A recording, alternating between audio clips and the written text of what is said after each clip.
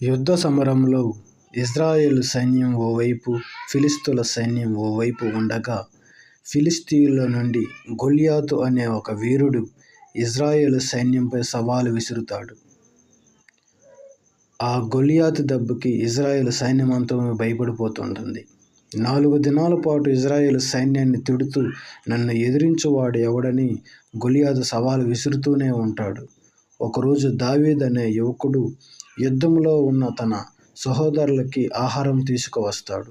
ఆ సమయంలో గొల్యాతు మాటలు విన్న దావీదుకి ధైర్యం వచ్చి, ఏ యుద్ధ వస్త్రాలు లేకుండానే ఆ గొల్యాతుతో నేను యుద్ధము చేస్తా అని దావీదు ముందుకు వస్తాడు. అందరూ ఆశ్చర్యపోతారు. దావీదు ఏటి కాలువల యొద్ద నున్న రాళ్ళను ఏరుకొని తన ఒడిసెలలో ఉంచుతాడు. దావీదు దగ్గరకు రాగానే గొల్యాతు మరింతగా వెక్కిరించాడు. కానీ దావీదు ధైర్యంగా, నేను దేవుని పేరిట వస్తున్నానంటూ తన ఒడిసెల రాయిని వేగంగా విసురుతాడు. అది గొల్యాతుకు బలంగా తగిలి అక్కడికక్కడే కూలిపోయి చనిపోతాడు. ఇశ్రాయేలు సైన్యం ఆనందంతో నిండిపోయింది. దావీదు యొక్క ధైర్యం యుద్ధ ఒత్తిడిని మార్చేసింది.